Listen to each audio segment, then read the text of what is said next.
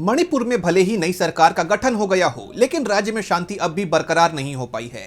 सत्ता के लिए बीजेपी इतनी उतावली नजर आ रही थी कि आनन फानन में राज्य से राष्ट्रपति शासन हटाकर उसने सरकार बना ली। लेकिन सरकार बनते ही राज्य में फिर विरोध की चिंगारी भड़क गई है, जिससे बीजेपी के लिए मुश्किलें एक बार फिर से शुरू हो गई हैं। तो क्या है पूरी खबर, जानेंगे इस रिपोर्ट में। मणिपुर में महीनों से जारी राष्ट्रपति शासन आखिरकार खत्म हो गया और 4 फरवरी को बीजेपी के युवनाम खेमचंद सिंह ने राज्य के 13वें मुख्यमंत्री के तौर पर शपथ ले ली। लेकिन राज्य में नई सरकार के गठन के साथ ही एक बार फिर तनावपूर्ण स्थिति पैदा हो गई है। कुकी समुदाय के संगठनों ने नई सरकार को लेकर कड़ा विरोध शुरू कर दिया है। दरअसल एन बीरेन सिंह के इस्तीफे के बाद से राज्य में राजनीतिक अस्थिरता थी और इसलिए इस बार नई सरकार में जातीय संतुलन बनाने की कोशिश की गई। मुख्यमंत्री खेमचंद के साथ 2 डिप्टी सीएम बनाए गए हैं। एक है नेमचा किपचेन, जो कि भाजपा विधायक हैं और कुकी समुदाय का प्रतिनिधित्व करते हैं, और दूसरे हैं एल दिखो, जो कि नगा पीपुल्स फ्रंट के विधायक हैं। लेकिन इसके बावजूद सरकार के गठन ने कुकी संगठनों को नाराज कर दिया है। ज्वाइंट फोरम ऑफ 7 ने शुक्रवार यानी 6 फरवरी को कुकी जो बहुल इलाकों में 12 घंटे के बंद का आह्वान किया है।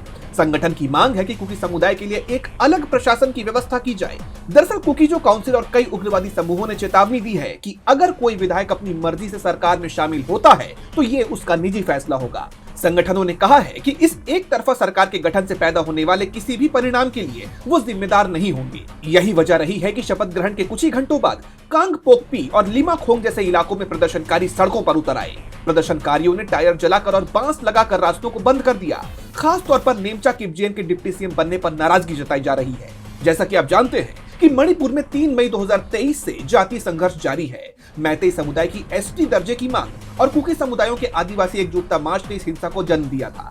कम से कम 260 लोग अब तक इसमें जान गंवा चुके हैं। वहीं हजारों लोग अब भी राहत शिविरों में रहने के लिए मजबूर हैं। अब भले ही बीजेपी नई सरकार को लेकर शांति बहाली की बात कर रही हो, लेकिन जमीन पर तो तस्वीर कुछ और ही दिख रही है। कुकी संगठनों का कड़ा रुख और अलग प्रशासन की मांग बताती है कि राज्य में अविश्वास की खाई अभी भी बहुत गहरी है। नई सरकार बनते ही उसके सामने नई चुनौतियां खड़ी हो गई हैं। अब बीजेपी सरकार इन हालात से निपटने में कितनी कारगर साबित होती है, ये तो देखना होगा।